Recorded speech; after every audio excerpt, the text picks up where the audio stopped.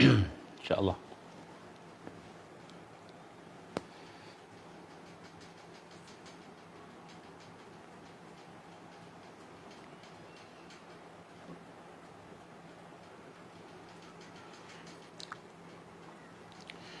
InsyaAllah kita mula dengan Ummul Quran, Al-Fatihah. A'udzubillahi minasyaitanirrajim. Bismillahirrahmanirrahim.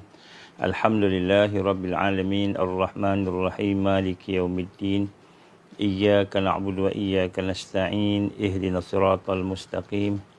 Siratal ladzina an'amta 'alaihim ghairil maghdubi 'alaihim waladdallin. Amin. A'udzubillahi as-sami'il 'alim minasyaitanir rajim. Bismillahirrahmanirrahim. Innal hamdalillah nahmaduhu wa nasta'inuhu wa nastahdi wa nastaghfiruh wa na'udzu billahi min shururi anfusina wa min sayyiati a'malina. Man yahdihillahu fala mudilla lahu wa man yudlil fala hadiya lahu. Asyhadu an la ilaha illallah wahdahu la syarika lah wa asyhadu anna Muhammadan abduhu wa rasuluh. Qala rabbi shrah li sadri wa yassir li amri wahlul 'uqdatam min lisani yafqahu qawli. Rabbi zidni ilman amma ba'd. Assalamualaikum warahmatullahi wabarakatuh. Alhamdulillah. Pertama-tama kita bersyukur pada Allah Subhanahu Wa Taala. Dengan izin Allah kita diberikan kesempatan pada malam ini untuk bertemu. Alhamdulillah Allah berikan kekuatan untuk kita sama-sama berada dalam satu majlis yang agak lama kita tidak dapat bersama beberapa hari yang lepas. Saya mohon maaf kerana dalam beberapa hari yang lepas kita banyak travelling. Allah izin dapat pergi ke beberapa tempat. Alhamdulillah bertemu dengan beberapa orang yang soleh-soleh, termasuklah tuan-tuan guru yang ada. Alhamdulillah banyak perbincangan-perbincangan yang berlaku dalam perjalanan itu. Alhamdulillah. Jadi insya-Allah pada malam ini kita mulakan dengan kita sama-sama mentajdidkan syahadah kita, mentajdidkan iman kita. Sama-sama kita mengucap dua kalimah syahadah dengan perasaan, dengan pemikiran kita mahu mentauhidkan af'al Allah, mahu mentauhidkan sifat Allah, nama Allah, mentauhidkan zat Allah Subhanahu Wa Taala sebagai rukun syahadah. Dan kemudian kita ingin sama-sama menegakkan din Allah, iaitu apa yang dibawa oleh Rasulullah sallallahu alaihi wasallam. Bismillahirrahmanirrahim. Bismillahirrahmanirrahim. Bismillahirrahmanirrahim. Ashhadu an la ilaha illallah wa ashhadu anna Muhammadar Rasulullah. Ashhadu an la ilaha illallah wa ashhadu anna Muhammadar Rasulullah. Ashhadu an la ilaha illallah wa ashhadu anna Muhammadar Rasulullah. Allahumma salli ala sayyidina Muhammad wa ala ali sayyidina Muhammad kama shallaita ala sayyidina Ibrahim wa ala ali sayyidina Ibrahim wa barik ala sayyidina Muhammad wa ala ali sayyidina Muhammad kama barakta ala sayyidina Ibrahim wa ala ali sayyidina Ibrahim fil alamin innaka Hamidum Majid. Alhamdulillah. Allahumma salli ala sayyidina Muhammad wa ala ali sayyidina Muhammad. Kita panjangkan selawat dan salam kita kepada Rasulullah sallallahu alaihi wasallam. Pada hari ini sama-sama kita nak tanamkan rasa gembira dalam hati kita kerana kita diberikan peluang untuk sama-sama bertemu dan sama-sama insya-Allah berada dalam Islam iman. Islam iman dan ihsan. Kita gembira kerana kita diberi peluang untuk bersama-sama dengan kehidupan ini dan kita berjuang, berjuang. Allah gambarkan kepada kita bahawa hidup ini tidak berfungsi melainkan kita dapat mencapai kita kata tujuan kita dijadikan oleh Allah. Apa tujuan kita dijadikan oleh Allah? Allah firman dalam Quran, inni ja'ilun fil ardi khalifah. Allah nak menjadikan di atas muka bumi ini khalifah, mereka yang akan menegakkan al-Islam, menegakkan al-iman, al-ihsan. Jadi kita nak kena rasa seronoklah bila kita sama-sama berada dalam keadaan memperbaiki diri kita, berdakwah, mengislah diri kita, mentarbiah diri kita dan seterusnya kita dapat membantu perjuangan. Jadi kita nak kena rasa hari ini kalau aku tak berjuang, seolah-olahnya aku tak capai apa yang Allah Subhanahu Wa Taala jadikan. Tujuan kita dijadikan ni aku tak dapat capai lah. Jadi sebab tu segala yang kita lakukan mesti dalam rangka untuk berjuang pada jalan Allah Subhanahu Wa Taala.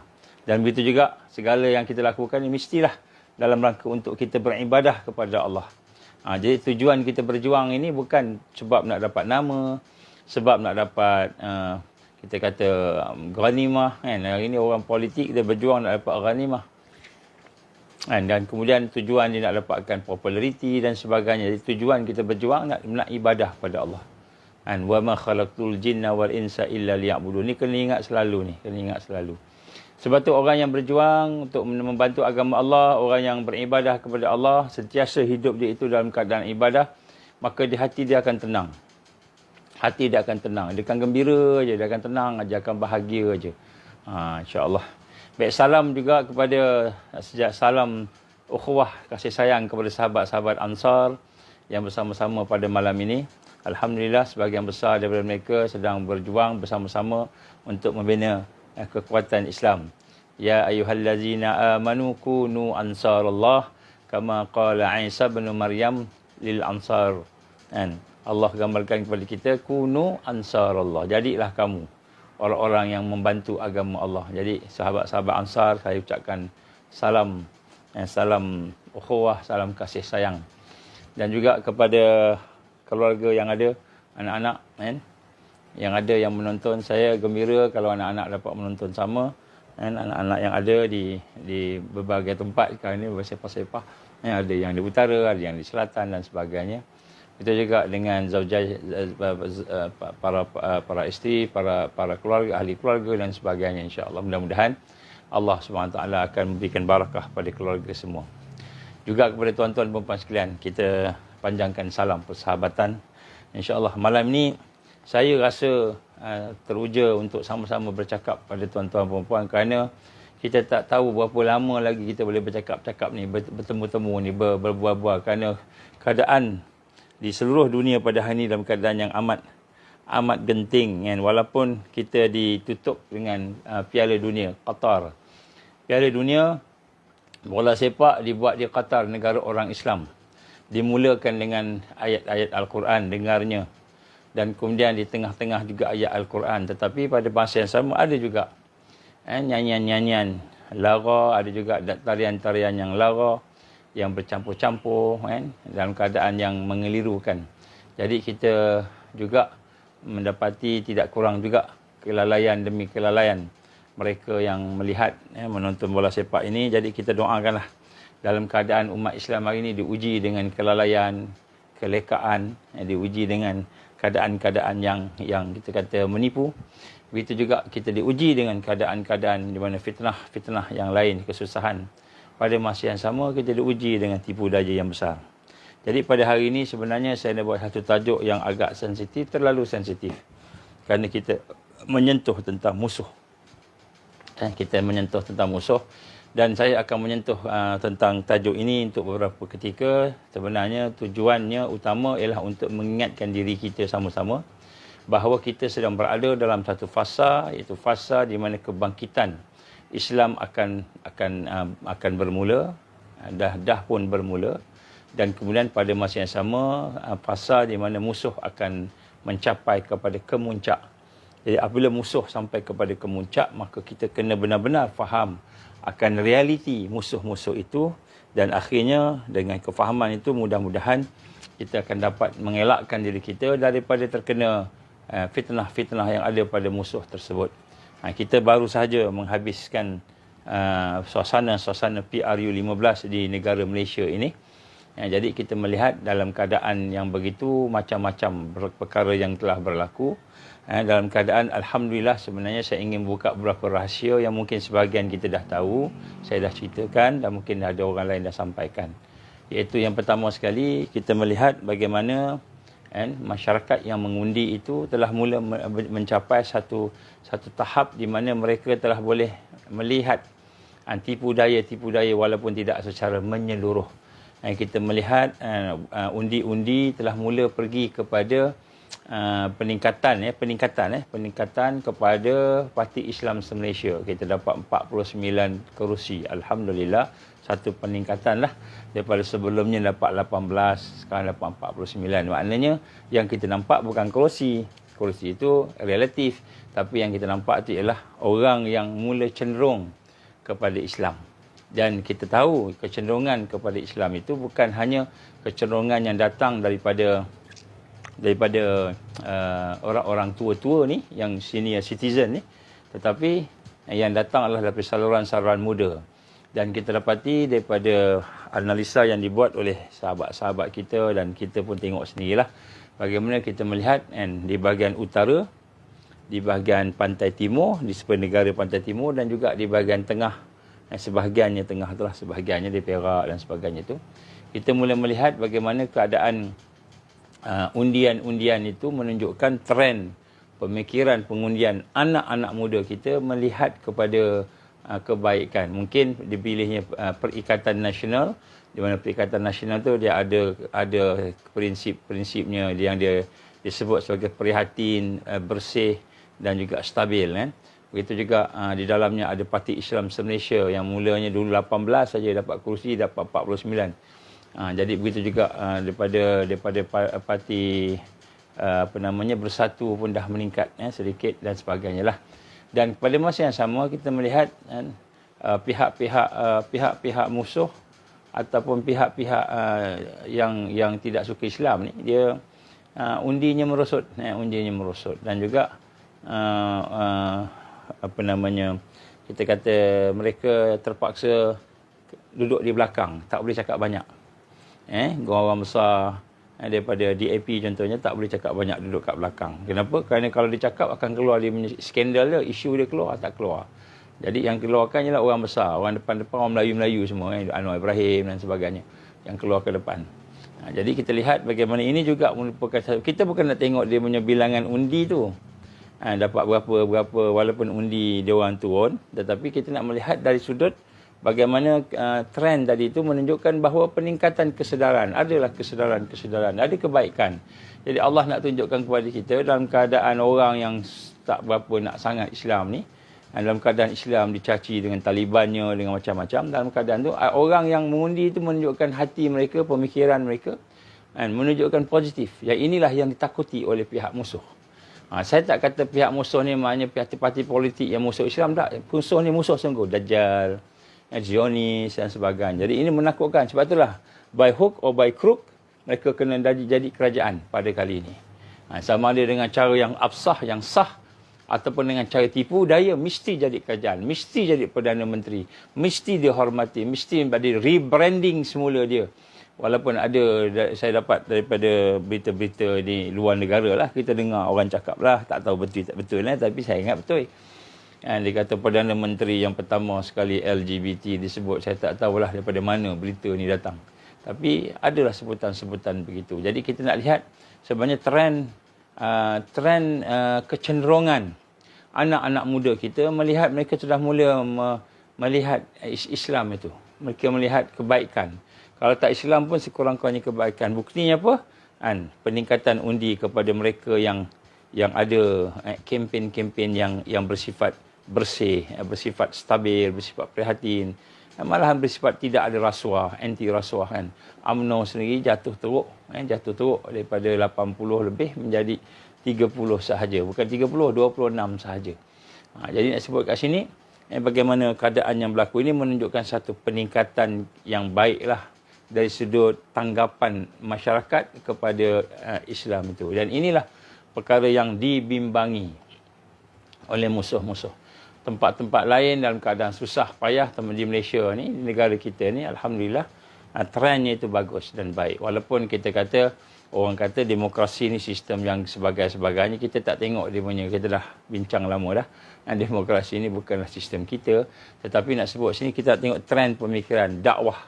Dakwah. Walau bagaimanapun saya ingin menyuruh kepada tuan-tuan perempuan rahmati Allah, apakah perkara yang sering menjadi isu kepada parti-parti politik yang bukan Islam, yang berkempen ini, mereka mengeluarkan pandangan berkenaan dengan Islamofobia. Kan? Trend ini diguna lagi sekali. Kenapa trend ini digunakan? Dia kata, kalau Islam memerintah, kalau Melayu memerintah, Islam memerintah, maka akan terbenalah negara Taliban, akan terbenalah negara-negara yang potong tangan, akan terbenalah negara-negara orang akan dipaksa untuk pergi masjid aja, tak boleh pergi disko, tak boleh pergi bergembira, tidak ada hiburan dan sebagainya. Jadi itu semua adalah perkara-perkara Islamofobia. Kempen-kempen berbentuk Islamofobia yang mereka terpaksa keluarkan. Kenapa? Kerana terdesak. Sebab kalau mereka tidak buat macam itu, maka undi-undi daripada bangsa-bangsa bukan Islam ini, China dan India, ataupun Melayu yang bukan Islam, tidak akan bersama mereka. Jadi mereka terpaksa mengeluarkan kempen-kempen berbentuk Islamofobia, menakut-nakutkan manusia dengan Islam. Walaupun negara kita ni agama resminya Islam. Walaupun negara ini dia punya ketuanya, orang nombor satunya yang di Pertuan Agong, sultan-sultan, raja-raja adalah orang Islam. Walaupun institusi raja-raja, institusi Islam yang ada di negara kita ini adalah institusi yang asas dan termasuk dalam perkara yang dipelihara oleh perlembagaan. Tetapi mereka terpaksa menggunakan kempen-kempen berbentuk Islamofobia, iaitu menjadikan orang Cina, orang India takut kepada Islam, takut kepada untuk mengundi orang-orang yang Islam ni. Jadi sehingga sampai peringkat dia mengatakan kalau muafakat nasional berlaku, contohnya ya, UMNO dan PAS tu bergabung, maka dia kata akan jadi negara Taliban. Begitu juga bila Perikatan Nasional bergabung pula dengan PAS juga, dia kata akan jadi Taliban. Ini semua ialah kempen-kempen Islamofobia. Nak menakut-nakutkan rakyat Malaysia dengan Islam. Padahal Islam bukan begitu. Padahal Islam ini adalah merupakan satu agama yang penuh dengan kebaikan, keharmonian. Mereka tak tahu ke? Dalam Quran kata apa? Ketika Nabi Sulaiman AS dengan kehebatan tenteranya yang sejauh mata memandang, yang terdiri daripada manusia, binatang, jin, angin, dan juga para malaikat yang bersama-sama dengan dia tu, dengan Raja Sulaiman, Raja Islam tadi tu, yang berjalan untuk menuju menyampaikan dakwahnya ke negara-negara seluruh dunia ini yang dia pergi, sampai satu lembah semut. Semut tu kata masuk dalam sarang, kalau tidak kamu akan dibunuh ataupun terbunuh ataupun terpijak oleh tentera-tentera Sulaiman tadi. Maka Sulaiman terdengar akan kata-kata semut tadi tu, sehingga Sulaiman memerintahkan semua stop, berhenti. Semua tenteranya berhenti, sama ada tentera bergajah ke, berkuda ke dan sebagainya. Sama ada tentera binatang ke, tentera jin ke, tentera angin ke, sebagainya. Stop, berhenti, sehinggalah semua rakyat semut tadi masuk dalam bumi, masuk dalam dia punya bunker dia, barulah jalan. Ini namanya nyawa seekor semut pun dipelihara oleh Islam. Islam bukan hanya pelihara orang-orang miskin, orang sakit, orang teraniaya, orang terzalim, orang yang dipukul, dibunuh, ditangkap ataupun dizalimi tadi. Tapi Islam juga memelihara binatang. Ini Islam.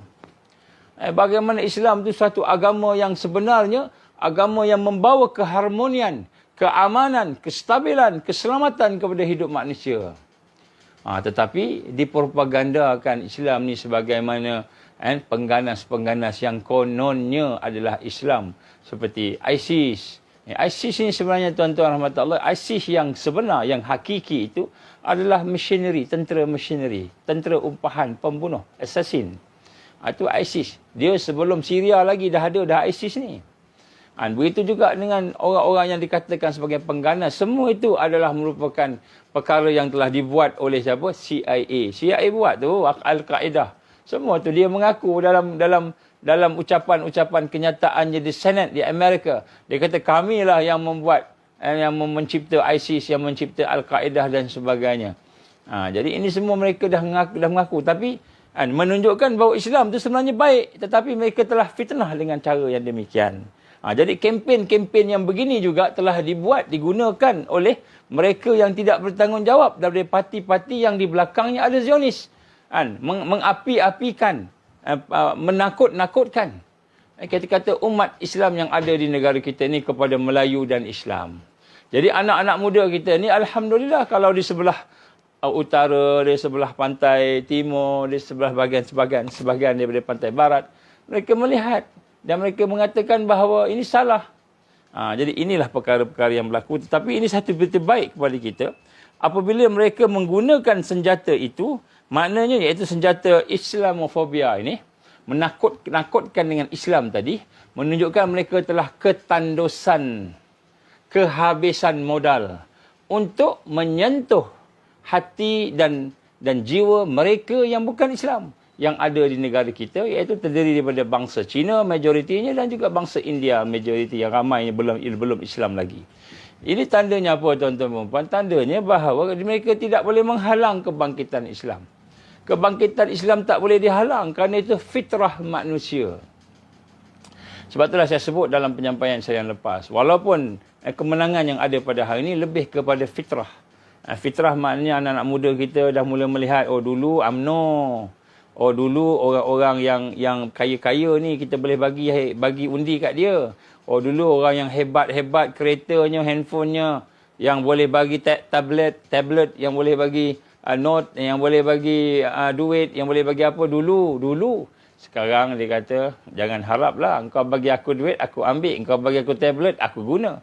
Tetapi undi tetap aku pilih prihatin, bersih dan stabil tadi. Aku tetap pilih orang yang boleh bawa Islam. Jadi inilah adalah nota, ini adalah suara yang kita lihat daripada undian yang ada di sebelah pantai timur, di sebelah utara, yang menunjukkan bahawa umat Islam sebenarnya telah mula ada kesedaran. Malahan di kalangan pengundi-pengundi Cina dan India. Cumanya masih lagi, macam mana kita tahu tadi, bahawa sistem demokrasi hari ini memecah belahkan kita, memecah belahkan umat Islam. Itu strategi mereka lah. Malahan memecah belahkan orang Cina dan India supaya solid menuju kepada satu yang tidak stabil. Satu yang tidak stabil. Jadi sebab itu tuan-tuan dan puan-puan rahmat Allah, melihat akan perkara ini, maka kita telah mendapati daripada maklumat-maklumat yang kita dapat daripada analisa sosial, politik dan ekonomi ini daripada luar negara, daripada dalam negara, daripada intelijen yang ada, yang kita dapat maklumat lah, ada jugalah kita dapat maklumat sikit-sikit, tak banyak, menunjukkan bahawa by hook or by crook mereka mahu mendirikan pemerintahan mereka. Mereka mahu mendirikan pemerintahan mereka di negara kita ni. Sama ada cara yang betul atau cara yang tidak betul. Cara yang betul, bila undi, dia dapat simple majority minima, 112. Cara yang lebih baik, dia confident dalam kempen yang lepas, kita akan menang. Yang pertama, kita akan menang lebih daripada simple majority. Lepas tu dah lama sikit, dia kata, kita akan menang lebih daripada sekurang-kurangnya simple majority 112. Lepas tu dah lama sikit, dah dekat-dekat lagi dekat undi, kita akan menang 94, sekurang-kurangnya 94 kerusi disebut. Tapi nak sebut kat sini rupa-rupanya 90 pun tak sampai. 90 pun tak sampai. Cakapnya berdegang-degang dan kempennya berapi-rapi. Tapi ini semua menunjukkan kuasa Allah. Allah SWT nak menunjukkan bahawa kamu boleh rancang wa makarallah wallahu khairul makirin. Kamu rancang, Allah maha perancang. Kamu buat perkataan jahat, Allah maha buat perkataan jahat ke atas kamu. Dan Allah yang terbaik. Jadi sebab itulah pada malam ini saya ingin sama-sama membawa satu tajuk yang agak sensitif sebenarnya. Tapi sebenarnya dia tak menuju pada siapa-siapa. Untuk kita sama-sama melihat. Apabila musuh mengelilingi kita. Apabila musuh mengelilingi kita. Apabila musuh mula melihat kita. Maka pada masa itu kita perlu mengenali musuh ini. Sebab ujian Allah Subhanahu Wa Taala bukan hanya datang kepada kita melalui kesusahan, bencana, melalui ekonomi yang susah teruk, melalui makanan, melalui perkara-perkara kesakitan dan penyakit. Allah tak uji kita hanya setakat itu. Allah uji kita dengan pelbagai perkara. Antaranya yang Allah uji kita ialah dengan penipuan-penipuan. Jadi sebab itulah tuan-tuan puan rahmati Allah, yang pertama sekali pada malam ini saya ingin mengajak kita buat satu muhasabah. Tengok semula negara kita ni. Tengok semula diri kita. Dan tengok semula keadaan sekitar kita. Akan pengaruh-pengaruh musuh tadi. Dan pengaruh musuh yang saya maksudkan itu ialah golongan munafik. Golongan munafik itu yang merupakan musuh yang lebih berbahaya daripada musuh-musuh yang bukan Islam. Ini saya nak sebut kat sini pada malam ni untuk kita mengingatkan diri kita. Yang pertama, tuan-tuan puan rahmat Allah, Nabi menggambarkan kepada kita bagaimana umat Islam ketika menghampiri kedatangan Dajjal. Dajjal datang, sebelum Dajjal datang, umat Islam akan berpecah. Ini hadis sahih, panjang hadis ni. Saya dah baca banyak kali, saya cuma baca matan sahaja. Apa kata Rasul sallallahu alaihi wasallam? Maka umat Islam akan berpecah dua sehingga kan berpecah kepada dua kumpulan, sehingga kan mereka ni akan menjadi, yang pertama sekali, terdiri daripada orang yang beriman. Terdiri daripada orang yang beriman, yang mana pada mereka tidak ada sedikit pun sifat nifak, sifat munafik. Yang kedua ialah mereka yang musyrik, ataupun mereka yang munafik, yang bersifat munafik, tidak ada sedikit pun iman pada mereka. Jadi yang pertama sekali, tuan-tuan rahmat Allah, dua golongan besar ini, jika timbul dua golongan besar ini, yang mana sebelumnya Nabi menggambarkan dalam hadis yang sama, iaitu umat Islam ini akan timbul fitnah, sehingga sampai fitnah ad-duhaima, contohnya fitnah yang gelap gelita, dan kita tak tahu mana benar mana buruk, sehingga orang Islam ada yang orang beriman, ada yang orang Islam ada yang beriman siangnya, paginya, petangnya, malamnya dia kufur, ada yang beriman beriman malam, pagi besoknya kufur. Dan kemudian pecah kepada dua kumpulan tadi, sama ada yang beriman, sikit pun tidak ada nifak, tidak ada sifat-sifat munafik, dan orang yang memiliki sifat munafik, sikit pun tidak ada sifat-sifat iman. Maka bila sampai pada masa itu, maka tunggulah Dajjal akan datang, akan keluar sama ada malamnya ataupun pagi besoknya. Maknanya sebelum Dajjal betul-betul keluar, mengisytiharkan dirinya, pergi kepada orang beriman di akhir zaman ini, maka umat Islam akan bertukar menjadi orang yang beriman, yang sadiq, beriman yang benar, juga orang yang munafik, yang hakiki, munafik yang benar, yang sebenar. Jadi sebelum kita sampai kepada sifat-sifat itu secara menyeluruh, kita nampak terbelah dua tadi, umat Islam tadi, maka kita akan berhadapan dengan golongan-golongan munafik yang lebih berbahaya daripada musuh Islam itu sendiri. Dan siapakah golongan munafik ni? Ini kita nak bincang pada malam ni. Tanpa kita menyebut, kita menyebut siapa-siapa, tak payah sebut siapa-siapalah, tolong jangan tulis nama kat situ. Kita nak sebut sifat, sebab Allah SWT tak pernah menyebut di dalam Al-Quran akan sifat-sifat, akan nama-nama mereka yang munafik ni, tak ada. Malahan Rasulullah SAW sendiri juga tidak menyebutkan kepada sahabat siapa munafik. Walaupun sahabat-sahabat tahu. Dan ada sahabat yang telah tahu rahsia munafik ni, Huzaifah Al-Yamani. Dia pemegang rahsia Rasul sallallahu alaihi wasallam. Dia tahulah siapanya. Tetapi Rasulullah tak pernah dedahkan pada orang, tak pernah dedahkan pada sahabat. Umar bin Khattab juga tak tahu. Sayyidina Abu Bakar pun tak tahu siapa munafik ni. Tetapi apa yang dia buat? Rasul sallallahu alaihi wasallam telah menyatakan ciri-cirinya, sifat-sifatnya. Ini kita nak bincang, kita nak tengok, nak buat review balik supaya kita ni tak terkena. Dia orang nak merancang jahat, nak pecah belahkan kita ni. Begitu. Jadi begitu juga sebab kita lihat sekarang ni bagaimana keadaan umat kita hari ni dalam keadaan keliru, tak ada rujukan. Semua nampak baik belaka, semua nampak elok belaka.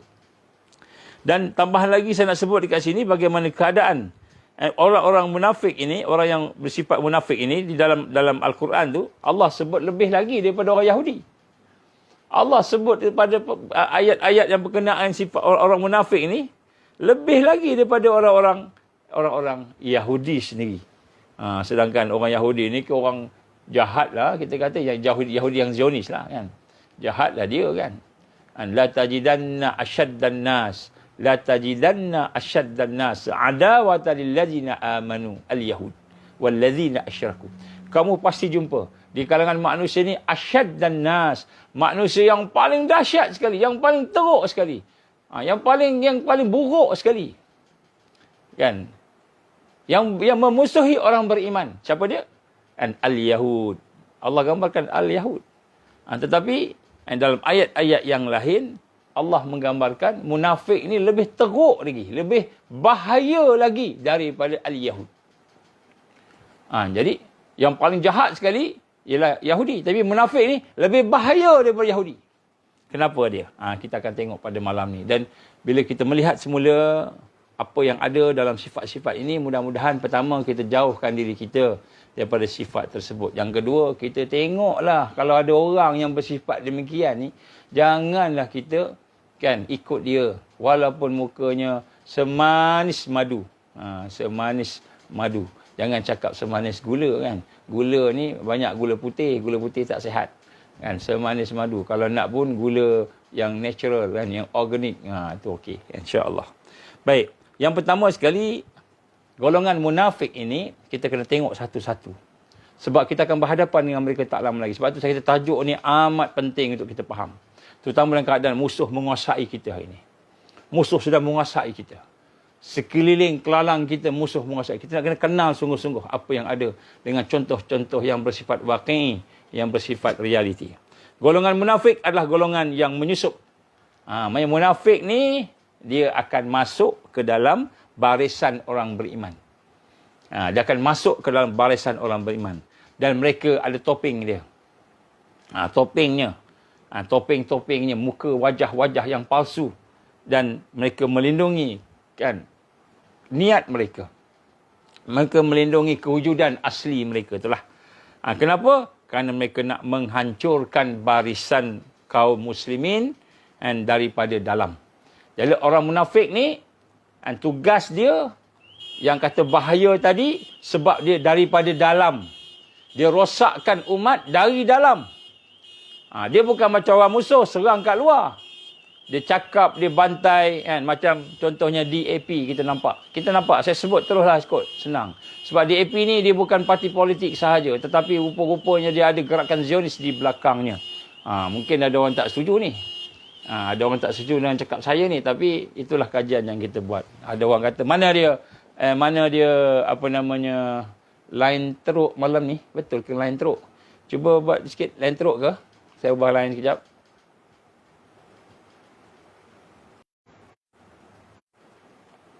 Okey ke? Dah laju dah ke? Dah laju dah? Okey tak? Sekarang okey ke line? Line clear Baik, tadi saya guna line apa namanya, fixed line. Saya guna line ni pula, line saya sendirilah. Baik, jadi sebut kat sini, kat mana dah sampai tadi? Kan? Jadi orang munafik ni ialah orang yang dari dalam. Jadi kita nak tengok hari ni musuh Islam ni yang paling teruk sekali, yang paling bahaya sekali, bukanlah orang yang mencaci, menghina Islamofobia seperti yang dibuat oleh DAP. Kan, tak semualah dalam DAP tu, tapi sebahagiannya kan. Ni lembut sikitlah kan. Tak semua, sebahagian besar. Dasarnya ideologi tak sama, ideologi sosialis. Kan, liberal apa social demokrasi disebut. Sosial demokrasi. Baik. Yang disebut kat sini, orang munafik lebih teruk lagi. Dan orang munafik ini dia akan berada dalam tubuh umat Islam dan dia akan simpan seberapa banyak strategi. Strategi ini, siasah yang cukup licik, halus, tanpa peduli halal haram. Dia tak kisah halal haram. Walaupun dia orang Islam, dia kata dia orang Islam. Mereka adalah seperti spy atau kata penyusup-penyusup yang menyesatkan. Dia masuk, dia nak menyesatkan. Dan mereka adalah mata-mata kepada musuh-musuh Islam di luar, orang-orang kafir yang sengaja ditanam. Jadi orang munafik ni memang ditanam. Memang ditanam. Mereka akan selalu mencari jalan untuk merosakkan cara kehidupan, spiritual, persatuan orang Islam. Jadi golongan munafik ini adalah golongan yang akan masuk ke dalam Islam. Kemudian dia akan memecah belahkan umat. Macam mana memecah belahkan umat? Tiba-tiba dia akan promote diri dia sebagai orang yang paling Islamik, paling baik, paling tawaduk, pakai slipper je pergi pejabat. Pakai sandal je pergi pejabat. Paling best sekali. Kan, tawaduknya, rendah dirinya, paling baiknya. Kan, sehingga orang akan nampak sebahagian kata, oh dia ni yang paling baik, bagus, sebagainya. Kemudian yang lain-lain tak bagus, yang bertembung dua puak pula. Dua puak bertembung. Kan, bertembung dua puak kata yang ini baik, yang ini baik, yang ini baik, yang ini baik. Dia kata baguslah dia tak ambil duit, tak ambil gaji dulu. Dengar yang tak ambil gaji apa namanya, Ni Aziz tak ambil gaji, dia memang tak ambil gaji sungguh. Kan? Dia hanya ambil apa benda yang sikit-sikit je. Sekadarnya je. Ni tak ambil terus, baguslah. Tak heranlah kalau kita dah dapat juta-juta daripada luar, tapi kita tak payah ambil gaji kita boleh dapat, orang lain dapat juta-juta kan. Dah bagi juta-juta, 50 juta, berapa juta kan setahun. Tak heranlah kalau setakat gaji kita yang sedikit tu daripada gaji kerajaan tu berapa sen sangat banding dengan juta-juta yang dapat. Jadi tak ada apa. Kita tak nak ambil kereta. Kereta mahal, pada orang kita mahal lah, tapi pada dia lagi mahal. Kita cap harimau terbang tu kan. Kita cap harimau terbang. Jadi kita lihat di sini, kadang-kadang kita nampak kan, golongan munafik adalah golongan penduduk bumi yang paling keji sekali. Kenapa dia paling keji? Kerana sangat berbahaya kepada Islam dan kaum muslimin. Jadi ini yang digambarkan. Saya tak cakap siapa-siapa noh. Jangan pula tulis nama-nama siapa-siapa. Saya tak cakap siapa. Kita nak tengok sini bagaimana dia berperanan, bagaimana dia berfungsi. Supaya kita nampak, supaya kita perasan. Allah berfirman dalam surah Al-Munafiqun ayat 4. Ini kita kena tengok ayat ni. Ayat ni penting sekali. A'udzubillahi minasyaitonirrajim. Wa idza ra'aitahum tu'jibuka ajsamuhum. Apabila kamu melihat tubuh badan mereka, pakaiannya, dengan jubahnya, dengan serbannya, dengan janggutnya, dengan cakapnya, dengan lirikan matanya, dengan senyumannya, kan? Dengan baju Melayunya, dengan sampingnya, dengan seluarnya, dengan sandalnya, dengan kopiah, dengan songkoknya, bercakap dengan sepenuh petah dan sebagainya. Apa kata Allah SWT? Wa iza ra'aitahum tu'jibuka ajsamuhum. Apabila kamu melihat tubuh badan mereka, kamu kagum. Tengok dia punya gaya, dia punya cakapan, dia punya ni, yang luarannya ni, bukan dalaman ni, bukan hati luaran tengok, kata Allah, kata apa, kamu tengok dia, kamu kagum. Bagusnya, hebatnya, handsome-nya, dia apa ni, solehnya, tawaduknya. Tengok depan kat luar. Kemudian wa in yaqulu tasma' liqaulihim, bila dia bercakap, kamu dengar cakap dia, mai tertarik dengan perkataan dia. Cakap kita hari ini kita menang. Macam contohnya kan. Besok minyak belum tahu turun lagi. Kena tengok dulu. Jadi kita dah sebut kat sini kan, bagian wa in yaqulu tasma' liqaulihim, apabila dia bercakap kamu mendengar dengan penuh kagum, kamu mendengar perkataan-perkataan dia, kamu mendengar apa yang ada pada dicakap tadi. Dengar sungguh-sungguh, terpikat dengan perkataan dia. Ka'annahum khusubun musannadah. Padahal mereka ni sebenarnya hanyalah seperti kayu yang bersandar. Kayu yang tak ada pokok dah. Kayu ni dah tak ada pokok dah sebenarnya. Dah tak jadi pokok kayu yang dah dipotong. Bersandar. Kan, tak ada daun. Satu helai daun pun tak ada dah. Akar, sepicik akar pun tak ada dah. Maksudnya kayu tu hanya menunggu reput sahaja. Membawa kepada satu keadaan yang hanya sesuai untuk dibakar di dalam neraka Allah. Yang dibakar dalam neraka Allah. Ka'annahum usubun musannadah. Kamu melihat dia sebagaimana seolah-olah seperti kayu yang bersandar. Ini Allah sebut dalam Quran. Ni orang munafik ni macam gitu. Nampak macam hebat, tapi sebenarnya tak ada apa-apa. Dia tak ada apa-apa dah. Yang ada hanyalah keizinan Allah kepada dia, dibantu oleh musuh-musuh dia. Musuh-musuh dia pula. Musuh-musuh kita, musuh Islam. Jadi ini perkara yang kita nak kena tengok ni. Betul perhati dengan mata basirah kita. Basirah kita. Perhati dengan mata hati kita. Jangan perhati dengan pandangan mata luaran kita. Tak nampak. Tak nampak hak cakap tu kayu. Penipu. Tak nampak. Yang nampak tu hanyalah Oh, handsome-nya, hebatnya, wah dia punya sampingnya, wah dia punya baju Melayunya, wah sandalnya, wah dia punya kopiah, dia punya songkoknya. Baru kan. Baik, wah dia jadi imam. Wah baca khutbah, nampak ahli waran begitu. Kemudian Allah gambarkan kan, dia ni macam mana pula dia ni? Ka'annahum yahsabuna kulla sayhatin alaihim. Apabila dia mendengar sesuatu teriakan, orang cakap apa-apa, maka dia rasa semua tu ditujukan ke dia. Dia dah buat salah. Dia dah menipu. Dia buat salah. Jadi dia berada dalam keadaan ketakutan. Takut orang dedahkan, tempelak dia. Takut orang buat macam-macam kat dia. Maka apa sahaja yang datang pada dia, yang dia dengar, ataupun yang tak datang kat dia pun dia dengar dia kat luar je.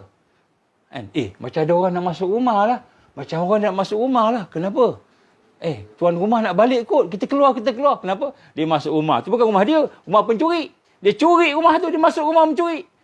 Bukan hak dia. Dia ambil. Dia ambil. Dia nak curi orang punya daripada rumah yang sepatutnya orang lain dapat. Dia nak curi, dia nak ambil. Tiba-tiba dia dengar macam ada orang nak masuk rumah, tuan rumah nak balik. Balik.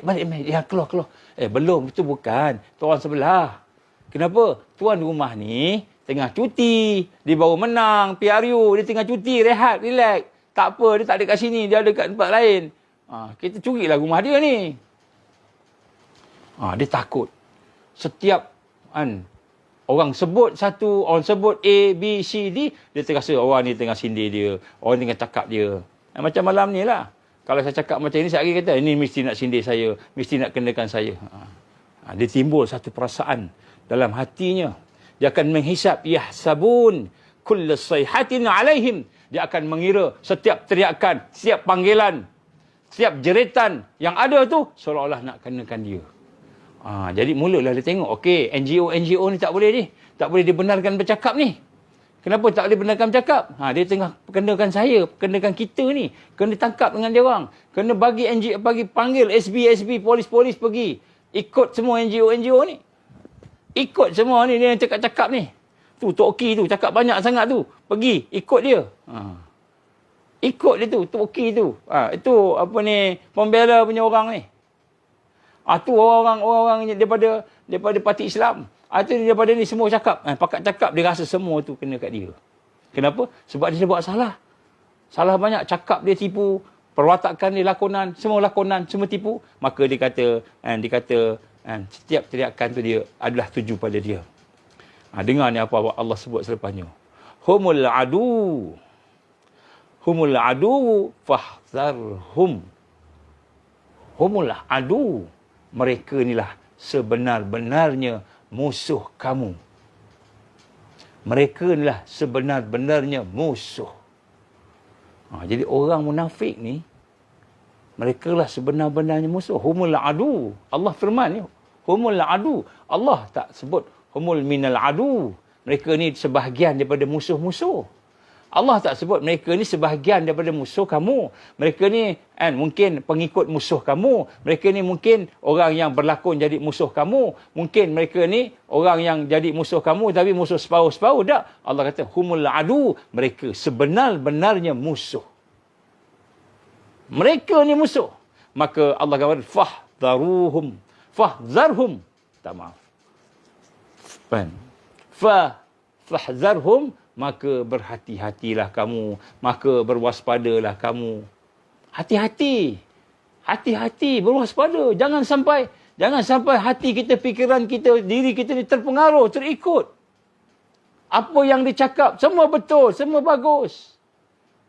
Apa yang dilakonkan, semua yang terbaik. Tawaduk, paling tawaduk. Ketua paling tawaduk di negara kita.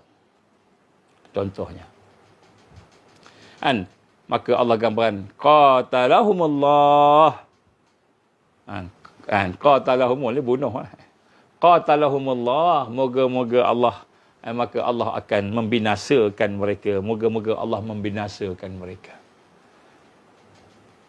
Anna yufakun. Macam mana mereka ni boleh berpaling daripada kebenaran Allah. Jadi dalam ayat ini, dan suratul Munafiqun ayat 4 ini, Allah gambarkan kepada kita bahawa orang munafik itu adalah musuh. Dia bukan sebahagian musuh. Allah tak sebut minal adu. Allah sebut humul adu. Maknanya mereka inilah musuh. Allah menyebut mereka musuh. Mereka adalah musuh yang nyata, yang membahayakan umat Islam. Jadi ini kita sebut sini. Bila musuh mengelilingi kita, bila tentera Dajjal mengelilingi kita, bila kita berada dalam keadaan dikepung, dalam keadaan kita dikuasai, dikontrol, maka siapakah yang paling bahaya? Siapa yang paling bahaya? Al-munafiqun. Golongan yang munafik. Jadi kita sebut sini, Allah sebut banyak ciri-ciri orang munafik, tapi Allah tak sebut nama. Nabi SAW pun tak sebut nama. Sebab tu kita jangan sebut nama. Kita tengok, kita perhati, kita pandang dengan basirah kita, mata hati kita. Kita pandang dengan akal fikiran kita, kita lihat, kita ikat dengan iman. Kita pandang dengan basirah mata hati kita. Oh, ini rupanya. Ini rupanya. Jadi nak sebut kat sini bagaimana keadaan tu. Jadi golongan munafik bagaimana yang Allah gambarkan ini sangat berbahaya kepada umat. Sebab itulah keberadaannya dalam tubuh umat ini perlu kita sebut. Perlu kita sebut. Dan strategi mereka perlu kita huraikan kerana mereka nak menghancurkan umat. Jadi golongan ni kita kena fahamlah maknanya gitu. Sikap dia tu, sifat dia tu, apa dia buat, semua kita kena faham. Sekarang ni saya mendengar, tak tahulah betul tak betul. Saya nak sebut gitulah, saya dengar je. Betul tak betul, mudah-mudahan tak betul. Kan? Kita mendengar pihak-pihak berkuasa telah mula diarahkan untuk melihat mereka yang akan mengganggu gugat, disebut kesejahteraan dan kerajaan. Kesejahteraan kerajaan. Jadi sebenarnya tidak ada orang nak lawan kerajaan ni. NGO yang ada ni semuanya nak tolong kerajaan. Nama pun non-government organisation, NGO. Ataupun NPO, non-profit organisation. Jadi bukan nak ganggu kerajaan. Kita nak tolong kerajaan. Tapi bila kita sebut perkara-perkara yang benar, maka tiba-tiba dia rasa terancam. Siapa yang paling rasa terancam? Dialah yang munafik. Jadi jangan rasa terancam. Sebab Allah dah sebut dah dalam Quran. Jangan rasa. Jadi manusia ini dia tidak akan memperlihatkan rupa aslinya. Itu munafik. Munafik. Jadi sebab tu dia bahaya. Kenapa dia bahaya? Kerana dia menggunakan syarak, dia menggunakan Islam, dia menggunakan kebaikan-kebaikannya untuk menghancurkan prinsip-prinsip Islam. Jadi ramai orang bersama dengan dia. Bila bersama dengan dia untuk bersama-sama dengan munafik ini, maka dia akan perlahan-lahan menjadikan aulawiyat dalam perjuangan itu berubah. Jadi orang ni asal nak tegakkan Islam, akhirnya nak bantu dia, tolong dia, bergaduh pula sama-sama kita pula kan. Baik, jadi sebab itulah dalam hal ini golongan yang munafik ini kita jangan jadikan kawan. Tak boleh berkawan dengan mereka, bahaya. Kenapa? Bahaya yang dicipta, yang dibuat oleh mereka itu lebih daripada bahaya yang dicipta oleh musuh. Kerana musuh itu nampak, nyata, tapi mereka ini tersembunyi. Sebab itulah Allah gambarkan tadi, humul adu, iaitu mereka lah sebenar-benar musuh. Fahdharhum, maka kamu hendaklah berhati-hati. Jadi Allah firmankan ni supaya kita berhati-hati, jangan sampai kita menjadi orang yang mengikuti mereka, terpengaruh mereka, tertipu dengan mereka. Ini kita kena tengok balik. Dalam ayat surah Al-Baqarah ayat 9, kita dah hafal kod ayat ini. Allah gambarkan apa? Yukhadi'un Allah. Mereka nak menipu Allah. Wallazina amanu, dan orang-orang yang beriman. Wa ma yakhda'una illa anfusahum wa ma yash'urun. Tetapi sebenarnya mereka tak sedar. Mereka ni menipu diri sendiri. Jadi kita ni, kalau kita tahu kita tak beriman, kalau kita tahu kita tak beriman, tapi nak mengaku beriman. Kita ingat kita boleh tipu Allah. Kita ingat kita boleh tipu orang beriman. Kan? Allah gunakan perkataan apa ni? Orang yang wallazina amanu. Allah tak sebut perkataan wallazina muslimun, tak. Allah menggunakan perkataan amanu, maksudnya orang yang ada hati, ada iman, yang ada basirah. Mereka nak menipu Allah. Mereka nak menipu orang beriman yang ada basirah tadi tu, yang ada hati tadi tu, yang imannya tu hidup. Kan? Tapi sebenarnya mereka hanya menipu diri mereka sendiri. Wa ma yakhda'una illa anfusahum. Tidaklah mereka menipu melainkan mereka sendiri. Sebab tu kat sini tuan-tuan dan puan, saya kesian.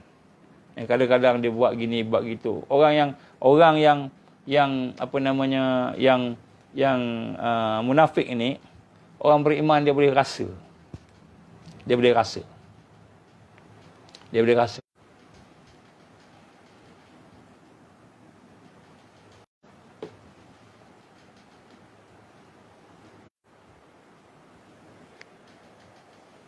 Maaf, terputus Allah izin malam ni ada ujian. Ada ujian signal sikit lah. Ada gangguan-gangguan sikit.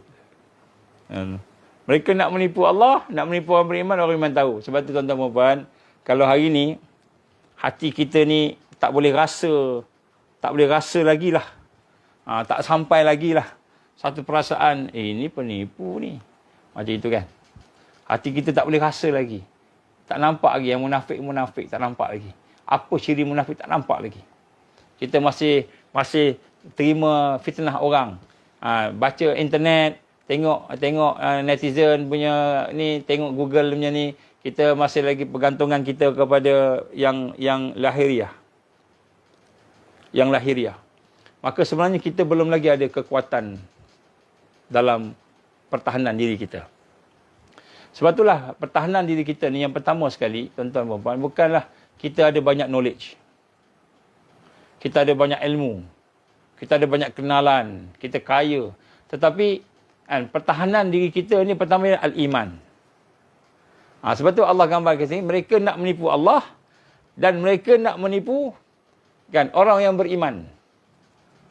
Tapi mereka hanya menipu diri mereka sendiri. Maknanya Allah gambarkan kat kita pertahanan yang pertama untuk kita berhadapan dengan orang munafik ini, bukan kita kenal dia fizikal.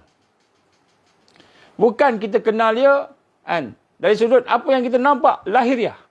Tapi yang kita nampak dari sudut batiniyah, basirah.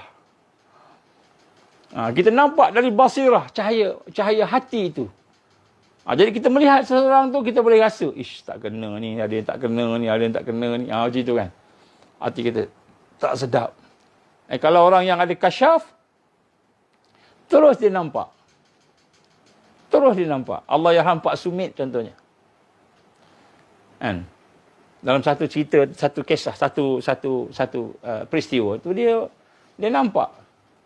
Kan? Imam yang sembahyang tu, kepala dia bukan kepala orang.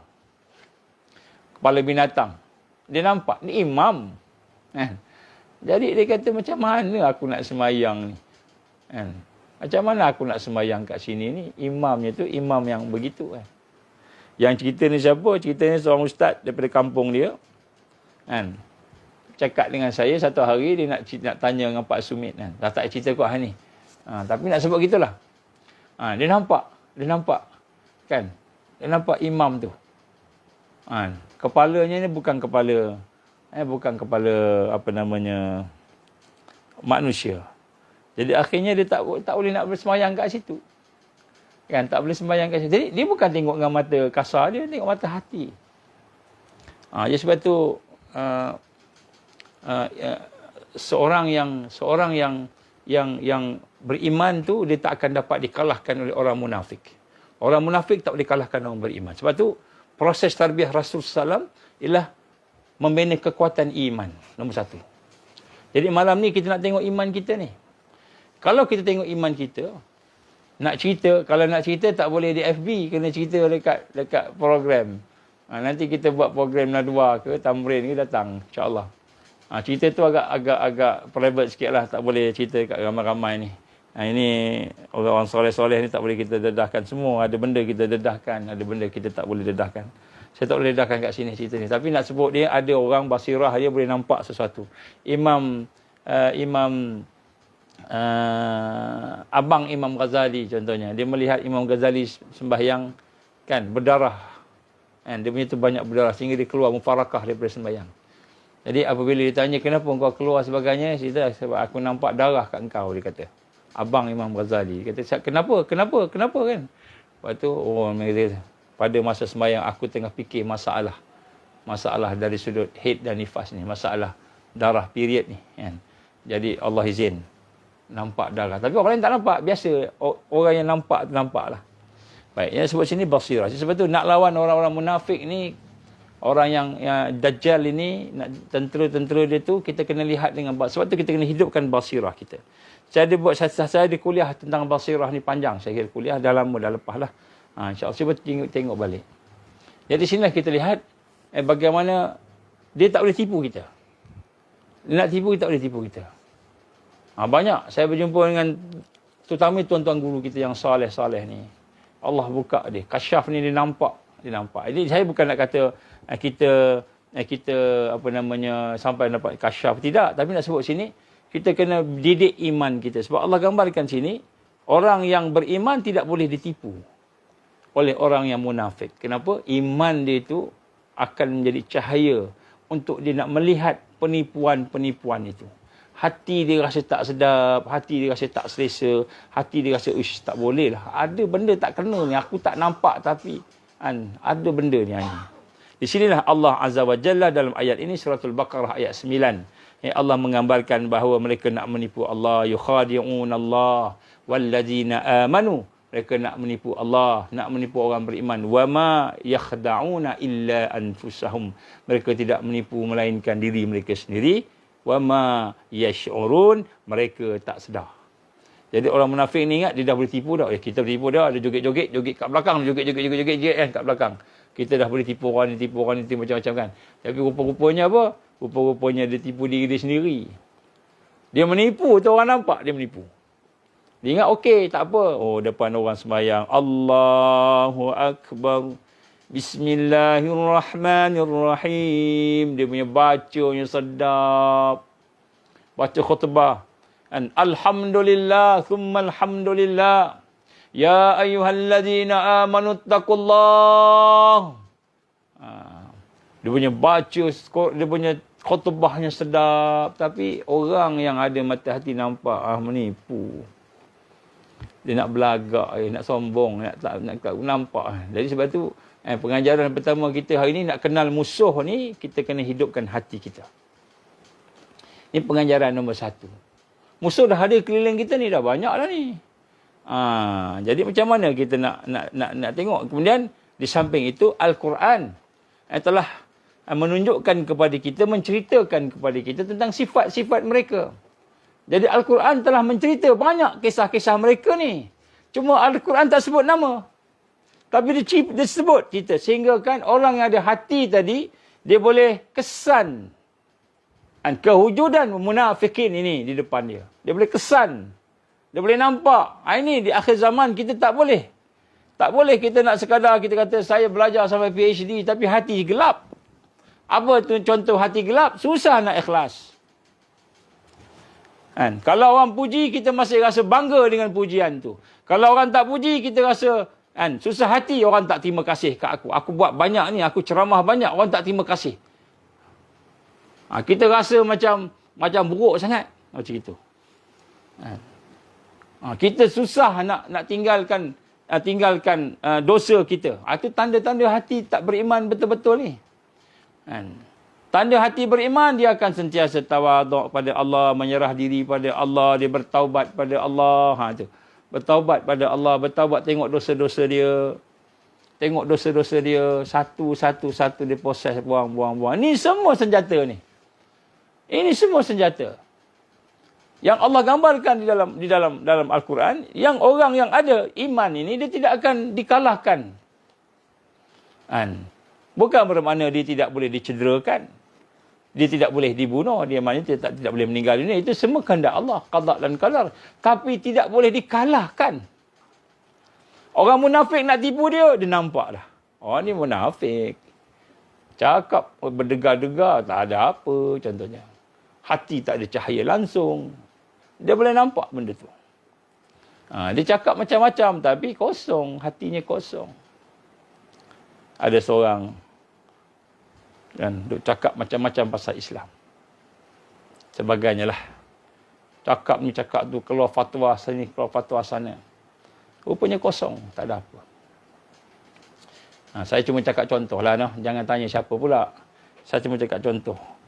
Kalau kita tak nampak lagi, maknanya iman kita tak kuat. Okey, kenapa iman kita tak kuat? Kenapa iman kita tak kuat? Nombor satu, ada ragu-ragu dalam hati kita pada Allah. Hati kita ni masih tak yakin dengan Allah. Itu nombor satu. Sebab tu Allah gambarkan dalam surah Al-Baqarah. Zalikal kitabu la raiba fihi hudal lil muttaqin. Yang demikian itu adalah satu kitab, sebuah kitab yang tidak ada keraguan padanya. Jadi maknanya nombor satu, kan? Kenapa iman kita ni tidak boleh lagi hidup, tidak bercahaya sampai boleh detect hak ni munafik, hak ni betul, dan bagi kita tak boleh rasa. Bukan nak fitnah orang, bukan nak fatwa orang, bukan nak fitnah, bukan nak fatwa. Hati kita rasa hak ni tak betul ni, contohnya. Yang ni betul, yang ni tak betul. Hati kita, basirah kita boleh rasa. Kenapa? Ada ragu-ragu lagi kita dengan Allah.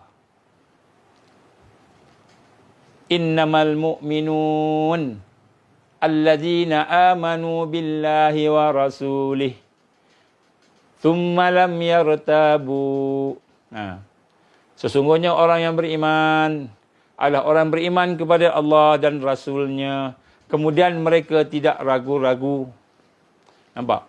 Jadi yang pertama sekali, kenapa hati kita ni masih tak ada, tak boleh nak nampak? Allah tak bagi lagi lah begitu. Bukan kita yang nak nampak tu. Bukan kita yang terror boleh tengok-tengok dah. Allah bagi. Allah tak bagi lagi. Kenapa? Hati kita nombor satu masih ada ragu-ragu. Ragu-ragu dengan janji Allah. Ragu-ragu dengan kebesaran Allah, kehebatan Allah. Hati kita masih lagi ragu-ragu. Belum lagi yakin. Jadi kita nak kena tingkatkan keyakinan. Ni. Macam mana nak tingkatkan keyakinan? Kita nak tingkat keyakinan, kita kena bermula dengan ma'rifatullah, kena mula dengan kenal Allah. Kena mula dengan kenal Allah. Kalau kita tak kenal Allah, macam mana nak yakin dengan Allah? Bismillah.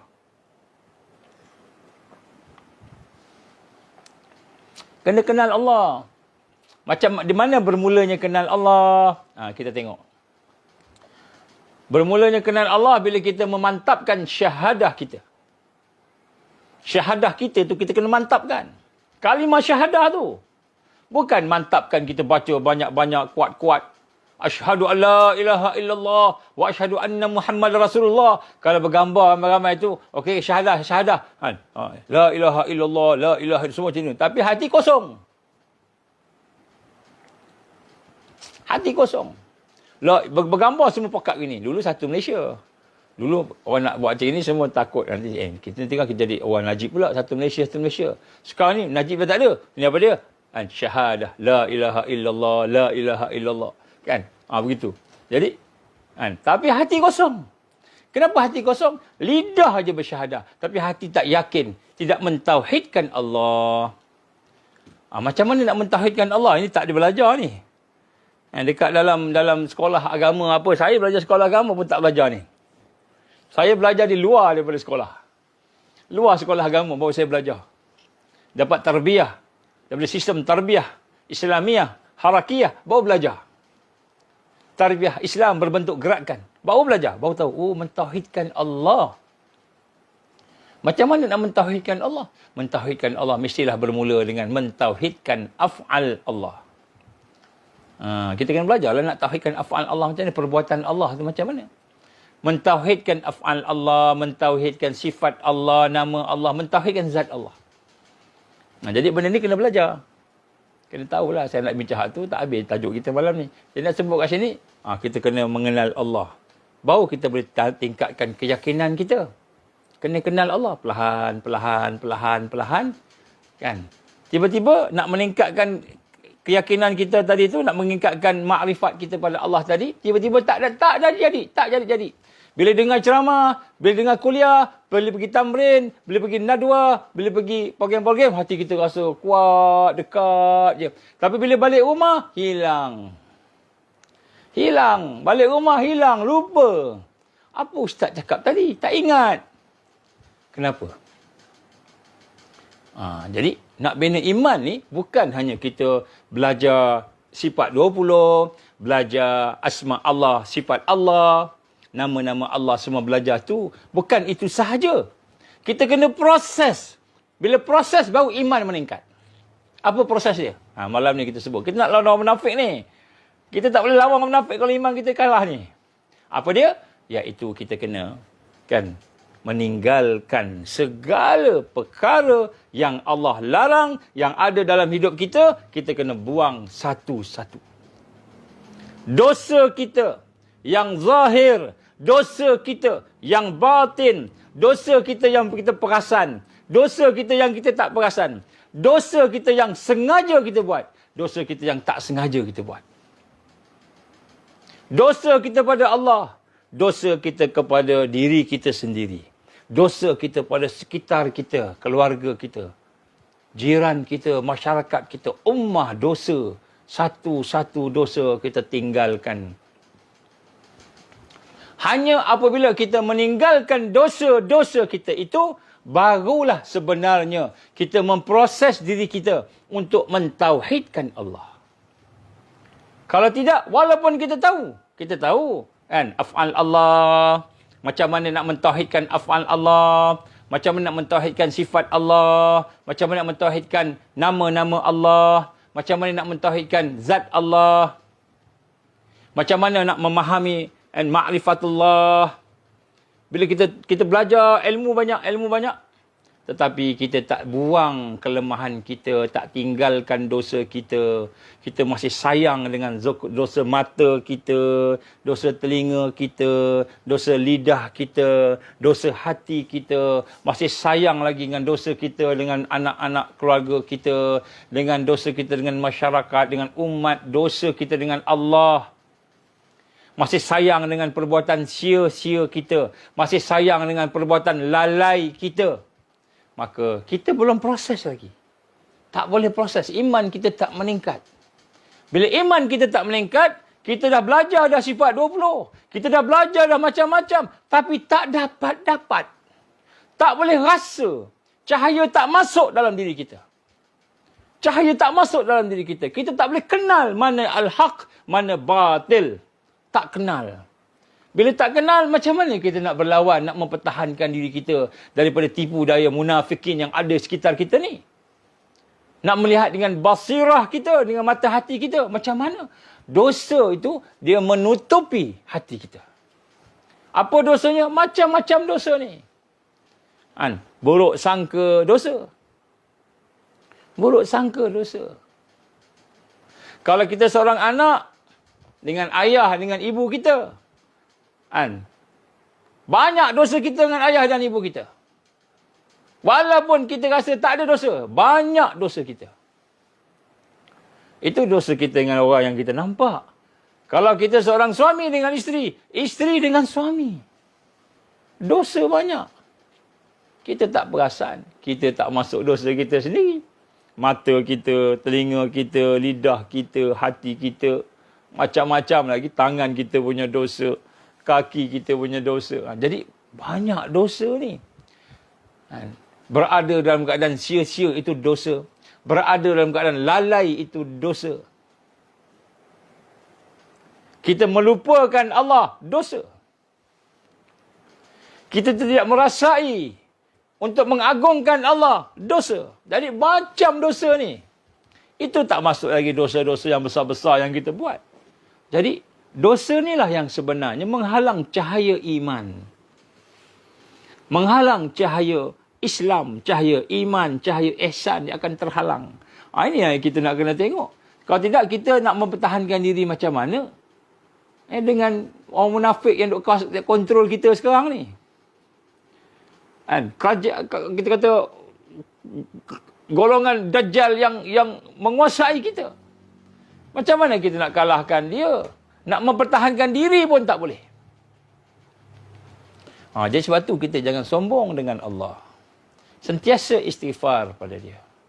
Jangan sombong dengan orang yang soleh. Orang alim-alim soleh ni, tuan-tuan guru kita. Jangan sombong. Kita rasa kita dah tahu dah. Alah, apa yang tuan guru nak sebut. Aku dah tahu dah. Aku dah belajar bertahun-tahun. Aku dah alim dah. Dah tahu dah. Okey. Jangan sombong. Jangan sombong. Kita rasa kita dah lebih banyak dah. Okey dah, baik dah. Okey, aku dah zikir banyak dah. Okey dah. Jangan sombong. Kerana dosa bukan maknanya zikir sikit. Jangan makna kita ni baik, zikir banyak, kita dah zikir banyak ni baik. Ada orang zikirnya beribu-ribu, Allah tak terima zikir dia. Ada orang sembahyang beratus rakaat, Allah tak terima. Ada orang pergi haji, pergi umrah, tawaf di Mekah, di Baitul Haram, tawaf di Kaabah. Allah tak terima tawaf dia. Jangan kita ingat kita dah okey dah. Dah rasa aku ni yang paling bersih. Allah kata, kamu tak akan tahu apakah kamu ni bersih tak bersih. Yang bersih, yang tahu hanya Allah. Allah je yang tahu kita ni okey tak okey. Tiba-tiba kita rasa kita dah okey dah. Maka hati kita tidak ada cahaya.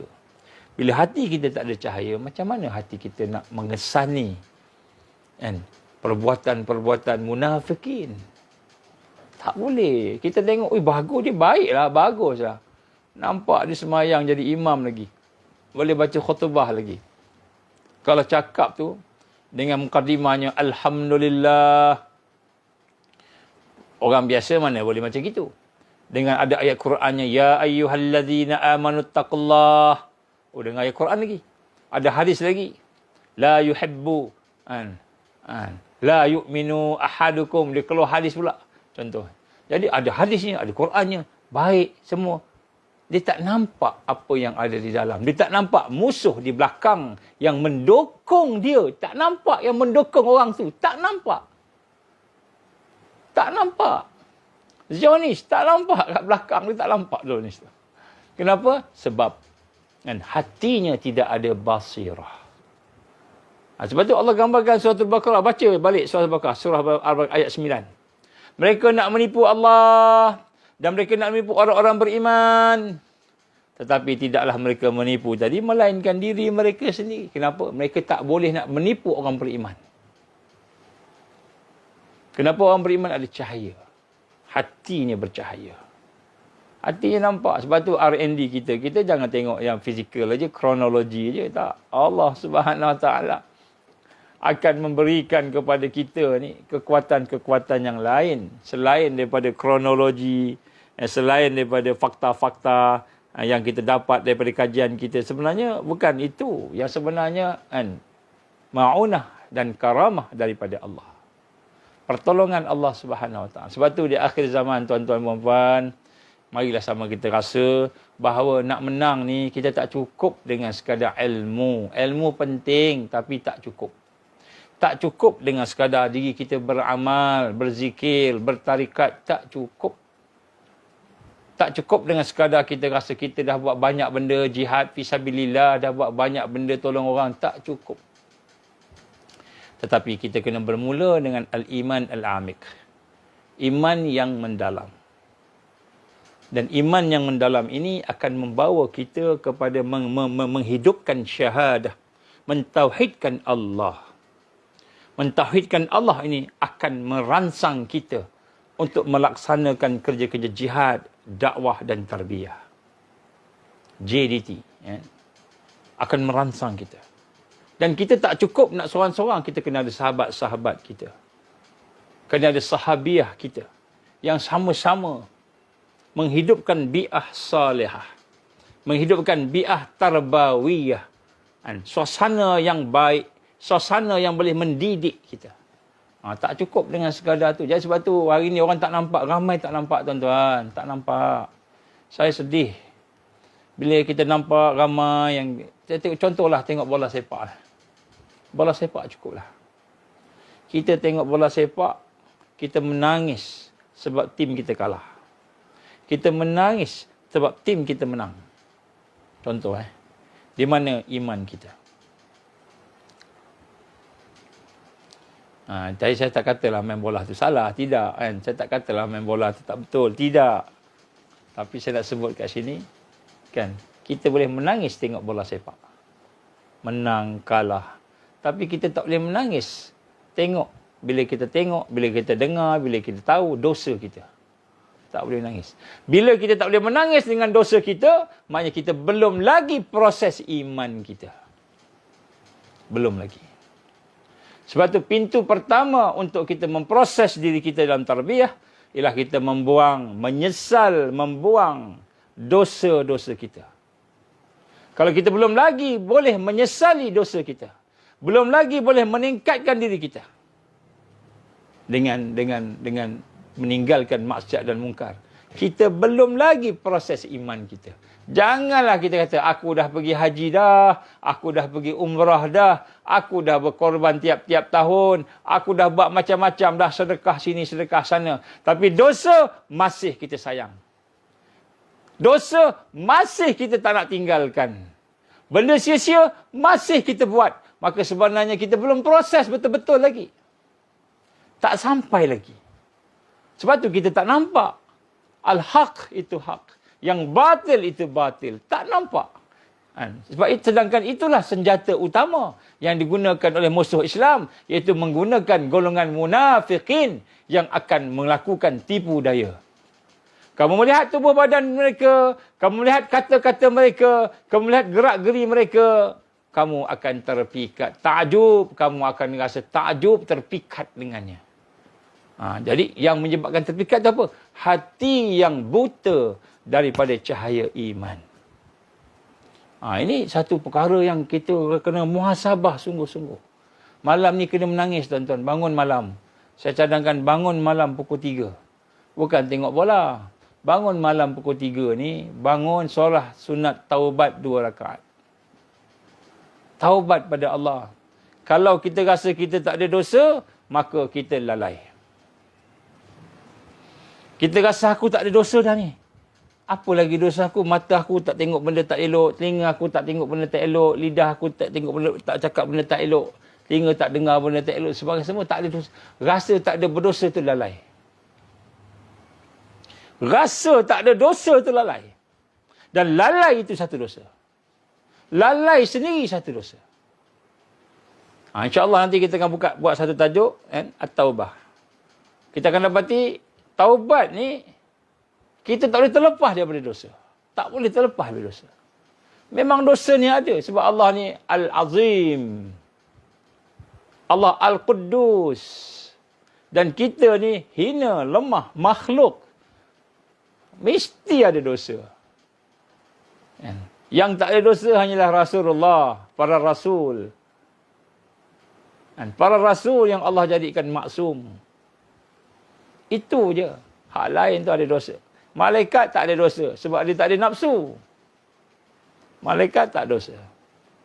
Jadi nak sebut kat sini, kita tengok balik semula. Musuh sedang mengelilingi kita. Saya sebut tajuk yang saya nak bagi ni amat sensitif. Saya kena buat berperingkat-peringkat.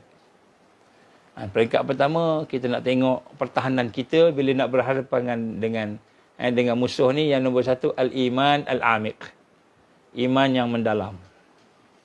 Iman yang mendalam mesti bermula dengan syahadah. Sebab tu kita nak masuk Islam ni, kita kena syahadah dulu. Dan syahadah pula dia ada rukun-rukunnya. Apa rukunnya? Rukunnya itu ialah mentauhidkan Allah, af'alnya, sifatnya, namanya dan zatnya. Kemudian mentauhidkan risalah Rasulullah sallallahu alaihi wasallam sebagai satu-satunya risalah. Al-Islam sebagai satu-satunya risalah yang kita nak menghayati. Bukan sistem lain, bukan budaya lain, gaya hidup lain, bukan Al-Islam. Jadi, kita mentauhidkan Allah dan Rasulullah SAW tadi dalam agamanya tadi. Kemudian selepas itu kita mula kenal Allah. Sebab tu nak kena mula dengan proses ma'rifatullah. Tapi kita nak kenal Allah ni tidak akan dapat melainkan kita bermula dengan at-taubah, tengok kelemahan kita. Itulah yang menutup cahaya. Itu yang menutup cahaya. Jadi sebab tu tuan-tuan Allah nak kena tengok benda ni. Pelan-pelan insya-Allah. Detailnya mungkin tak boleh nak kebanyakan mungkin tak boleh bincang dekat sini lah, dekat FB ni kan, limited. Jadi kita boleh bincang di program-program khusus insya-Allah.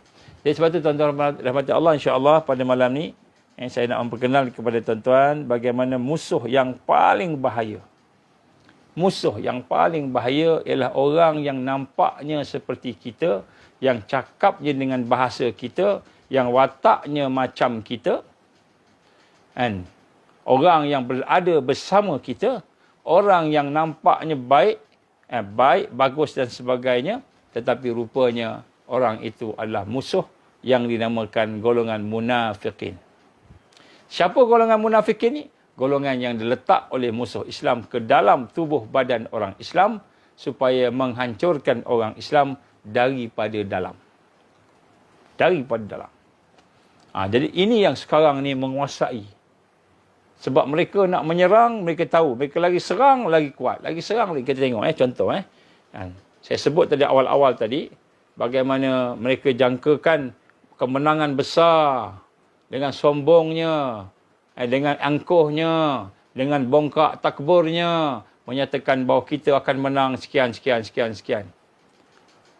Sampai keluar statement, dia kata apa? Aku menang ni, aku akan cari orang-orang tertentu, pegawai-pegawai tertentu. Kau jaga engkau bila aku menang nanti. Sampai macam gitu keluar statement. Sombong. Dia rasa dia dah menang dah. Tiba-tiba Allah izin, tak cukup pun simple majority. Tak cukup pun bilangan yang ditargetkan. Sasarannya 90-an, tak dapat pun 90. Tuan-tuan berhormat Allah, rupa-rupanya nampak di celah-celah kelemahan, di celah-celah kekurangan, Allah tiupkan hati orang-orang muda kita ni kesedaran. Mereka mula memilih kebaikan. Jadi di utaranya, di timurnya dan sebagainya. Jadi ini yang membimbangkan mereka. Nak kena menang juga. Nak kena pegang kerajaan juga. Nak kena jadi orang yang boleh memimpin juga. Gunakan segala helah. Jadi kita pula boleh melihat tak nampak. Kita tak nampak. Kenapa kita tak nampak? Kerana basirah kita. Hati kita masih gelap lagi. InsyaAllah kita akan sambung nanti. Kita akan ceritakan ciri-ciri mereka itu. Dan kita akan cuba hubungkan dengan akhir zaman ini. Supaya kita nampak tipu daya mereka dengan jelas. Dan insya-Allah bila kita nampak tipu daya dengan jelas, kita akan tengok pula macam mana supaya kita ni boleh mempertahankan diri kita. Kita bukan nak pertahankan diri sahaja, tapi kita nak berusaha biiznillah dengan izin Allah untuk kita bangkit, untuk kita bina kekuatan. Bukan nak pertahan diri je. Kita sebut tadi itu pertahan diri, belum nak meningkat. Tetapi untuk menang, tuan-tuan berhormat Allah, kita tak akan menang dengan kekuatan kita, kita akan menang dengan ma'unah dan karamah daripada Allah. Kita akan menang dengan pertolongan Allah. Tapi nak menang pertolongan Allah, hati tak boleh ragu-ragu. Hati tak boleh rasa syak-syak, wahan, zan dengan Allah. Kena yakin 100%. Yakin 100% dengan Allah. Kena menyerah diri kita pada Allah 100%. Baru Allah bagi. Kalau kita sikit-sikit je, Allah tak bagi. Kita kena menyerah 100% dengan Allah. Kita kena rendahkan diri kita 100% pada Allah. 100%. Kita ni tak ada apa. Kita ni hanyalah hamba yang dicipta oleh Allah. Tak ada apa kat kita ni. Hanya hamba. Apa yang ada ni semua Allah bagi. Kita tak ada apa. Maka kita kena serah diri kepada Allah 100%. Rendah diri pada Allah 100%. Yakin pada Allah 100%. Baru Allah akan bagi pertolongan. Ma'unah dan karamah. Tapi itu pun kena proses. Kena proses. InsyaAllah kita sambung nanti. Saya tengok dah pukul 11 lebih. Dah lewat dah ni. Jadi insyaAllah kita sambung lagi. Mungkin kalau ada rezeki malam besok. Kalau ada rezeki. Malam besok malam besok kot insyaAllah kalau ada rezeki. Kalau tak ada kita akan sambung lagi pada masa yang selepasnya lah, insya-Allah. Aku li qali hadza astaghfirullahal azim li wa lakum. A'udzubillahi minasyaitonir rajim. Bismillahirrahmanirrahim.